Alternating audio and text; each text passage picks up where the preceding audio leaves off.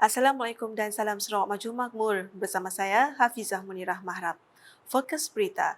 Matlamat utama pengenalan sistem transit aliran autonomi ART adalah untuk mempromosikan tenaga hijau dalam misi penyah karbonan. Premier Sarawak Datuk Patinggi Tan Sri Dr. Abang Abdul Rahman Zohari dan Datuk Abang Openg berkata, pandangan-pandangan lain mengenai bentuk serta fizikal kenderaan itu bukan isu besar yang perlu diutamakan.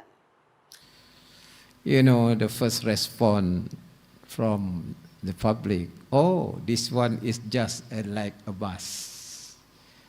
We don't care whether like a bus or like a train. What is important is the power that it uses. If they use hydrogen, can accommodate 300 passengers, why not? We don't care whether it's a bus or a train. But this one is a hybrid of bus and train. Why not use it for the sake of environment? Beliau berkata demikian semasa berucap merasmikan World Green and Sustainability Summit 2023 WGSS 2023 di Kuching pada Isnin. Datuk Patinggi Tan Sri Abang Zohari menambah, ekonomi hidrogen mempunyai potensi yang tidak terhad. Katanya sebagai contoh, Perbadanan Pembangunan Ekonomi Sarawak SEDC melalui SEDC Energy juga sedang membangunkan loji pengeluaran hidrogen dan stesen mengisi minyak untuk menyokong projek sistem pengangkutan bandar Kuching KUTS. The hydrogen production plant in Rembus, Kota Samarahan is expected to be completed in 2025. The KUTS project, I just want to share with you, will cost about 6 billion ringgit. And I hope the federal government will help us. But at the moment, it is solely 100% Sarawak government project. And when it is ready, it will use a hydrogen-powered autonomous rapid transit system. It will be a hybrid of train, bus, and tram. Berita seterusnya, Pavilion Sarawak di Pameran Perdagangan Perkhidmatan Antarabangsa China SIFTIS 2023 yang dilancarkan oleh Timbalan Premier Sarawak Datuk Ahmad Abang Tengah Ali Hassan baru-baru ini menjadi tumpuan utama di Pusat Konvensyen Kebangsaan China di Beijing. Menurut kenyataan yang dikeluarkan oleh Kementerian Perdagangan Antarabangsa, Industri dan Pelaburan Sarawak Mintred, pavilion tersebut mendapat sambutan amat menggalakkan daripada pengunjung yang rata-ratanya tertarik kepada pelbagai tawaran menarik dari Sarawak yang merangkumi peluang pelaburan, budaya dan pelancongan makanan dan minuman yang menelerakan termasuk perkhidmatan pendidikan yang berkualiti. Sambutan luar biasa ini berpotensi membawa Sarawak ke peringkat global dan membuka pintu kepada potensi kerjasama serta pertumbuhan ekonomi yang lebih besar pada masa depan. Jelas Mintred selama beberapa tahun mengikuti penyertaan secara maya disebabkan pandemik COVID-19, kali ini pihaknya tampil bersama dengan lebih daripada 20 kementerian dan agensi negeri mewakili Malaysia di SIFTIS bermula 2 hingga 6 September 2023. Antara yang terlibat ialah Kementerian Pelancongan, Industri Kreatif dan Seni Persembahan Sarawak MTCP, Kementerian Pendidikan Inovasi dan Pembangunan Bakat Sarawak MEITD, Kementerian Infrastruktur dan Pembangunan Pelabuhan Sarawak MIPD, Lembaga Pembangunan Koridor Wilayah RIKODA, Perbadanan Kemajuan Perusahaan Kayu Sarawak Pusaka serta agensi-agensi berkaitan. SIFTIS berfungsi sebagai platform untuk rundingan perdagangan antarabangsa, kerjasama dan pelaburan dalam sektor perkhidmatan yang menarik penyertaan global dari pelbagai industri termasuk kewangan, teknologi, penjagaan kesihatan, pelancongan, pendidikan dan lain-lain. Dalam masa sama, ia menyediakan peluang bagi Sarawak untuk berinteraksi dengan pemimpin global berpengaruh, pegawai kerajaan, pakar industri serta pelabur berpotensi. Sementara itu, penyertaan Sarawak SIFTIS 2023 membuktikan kesungguhan dan komitmen negeri ini dalam mengembangkan rangkaian perniagaannya, menarik pelabur seterusnya meningkatkan keterlihatan di pasaran antarabangsa.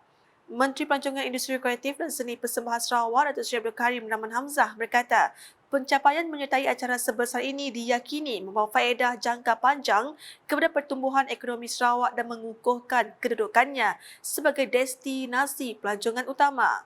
Bercakap kepada media di Beijing pada Isnin, beliau telah berkongsi beberapa inisiatif penting yang mengekalkan Sarawak sebagai destinasi pelancongan yang menonjol di peringkat antarabangsa. Menurutnya, ia adalah menerusi pendekatan holistik yang memperkenalkan gabungan unik budaya, pengembaraan, alam semula jadi, makanan dan perayaan CANFF yang membolehkan pelancong meraksai pengalaman menyeluruh di Sarawak. Selain itu, katanya program Sarawak Malaysia Rumah Keduaku SAM2H telah berjaya menarik ramai pelabur dan penduduk asing untuk tinggal dan melabur di Sarawak. Seterusnya, menyumbang kepada pertumbuhan ekonomi dan pelancongan. Dalam masa sama, jelasnya pengiktirafan Taman Negara Gunung Mulu sebagai warisan dunia oleh Pertubuhan Pendidikan, Sains dan Kebudayaan Pertubuhan Bangsa-Bangsa Bersatu UNESCO juga merupakan satu pencapaian besar dan memperlihatkan keindahan alam semula jadi Sarawak selain gelaran Bandaraya Kuching sebagai bandar kreatif gastronomi. Tambahnya lagi, pesta muzik tahunan ikonik di Sarawak iaitu Festival Muzik Hutan Hujan Sedunia RWMF yang mengumpulkan barisan pemuzik antarabangsa bagi meraihkan kepelbagaian muzik dunia di Kuching turut menyumbang kepada industri pelancongan Sarawak. Menurut Datuk Seri Abdul Karim, semua inisiatif berkenaan membantu meningkatkan keterlihatan Sarawak di peringkat antarabangsa dan secara tidak langsung membuka peluang baru untuk perdagangan, pelancongan dan pertukaran budaya dengan China dan negara lain. Di Siburan pula, Unit Hal Ehwal Agama-Agama Lain Unifor meneruskan inisiatif menyalur bantuan dana untuk rumah ibadat agama-agama lain kepada 5 penerima dengan jumlah keseluruhan sebanyak RM280,000. Antara penerima cek tersebut adalah Gereja SDA Pulau Kandis di Serian berjumlah RM50,000, Gereja St. Agnes Kampung Serumah di Siburan berjumlah RM50,000 dan Gereja St. Mark Kampung Sungai Riset di Serian berjumlah RM50,000. Manakala Gereja SDA Kampung Ampungan di Serian telah diluluskan permohonan peruntukan outright grant berjumlah RM50,000. Penerima terakhir iaitu Chapel St. Vincent di Pal Kampung Cupak di Serian pula menerima peruntukan berjumlah RM80,000. Menteri Pendidikan, Inovasi dan Pembangunan Bakat Sarawak merangkap ahli Dewan Undangan Negeri Adun Darat, Datuk Roland Sagahwiin berkesempatan menyampaikan cek peruntukan tersebut kepada wakil penerima ketika menghadiri pesta jualan tahunan di perkarangan Balai Raya Kampung Pulau Kandis pada Ahad. Terdahulu, beliau telah hadir merasmikan Bilik Gerakan Jawatankuasa Kemajuan dan Keselamatan Kampung JKKK, Bilik Stor dan Dapur Balai Raya Kampung Pulau Kandis. Paparan berikutnya, Yayasan Jantung Sarawak bakal meraihkan Hari Jantung Sedunia bertempat di Pustakaan Negeri Sarawak pada 24 September ini. Menurut ahli Lembaga Pemegang Amanah Yayasan Jantung Sarawak, Datuk Amar Jamilah Anu, program yang diraikan ini memberi fokus kepada pendidikan orang awam tentang penyakit jantung dan pengesanan awal agar dapat menjalani kehidupan yang sihat dengan jangka hidup yang lebih lama. Katanya pelbagai aktiviti juga telah diatur dengan tarikan utama iaitu pemeriksaan kesihatan percuma dan sesi kaunseling kesihatan untuk orang awam. The Sarawak Heart Centre will conduct free health screening. This is very important for the public from 8 a.m. on that day, that morning onwards. The health screening covers body mass index, blood glucose, cholesterol, as well as health counselling with doctors. Beliau berkata demikian dalam sidang media Hari Jantung Sedunia 2023 di Pustakaan Negeri Sarawak, Kuching pada Isnin. Tambahnya, orang awam yang ingin melakukan pemeriksaan kesihatan diingatkan agar berpuasa selama 6 ke 8 jam sebelum pemeriksaan darah untuk mendapatkan keputusan yang lebih jitu. Selain itu, katanya ahli fisioterapi dari Pusat Jantung Sarawak juga bakal mengadakan ujian kecergasan manakala pihak Sarawak Breast Cancer Support Group membantu dalam melakukan pemeriksaan kanser payudara secara sendiri kepada orang awam yang hadir.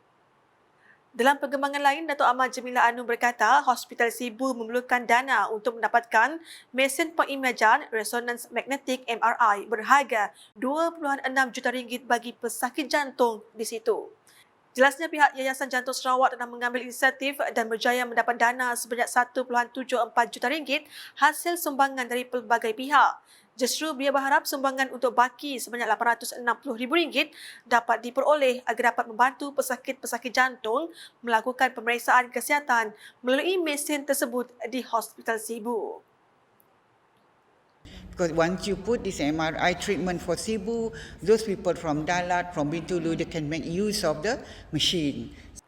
Sekian edisi Tengah Hari bersama saya, Hafizah Munirah. Berita berlanjut boleh didapati di semua platform media sosial Lukas, termasuk Portal Lukas Sarawak, The Jovi.my dan Ukas Channel di YouTube.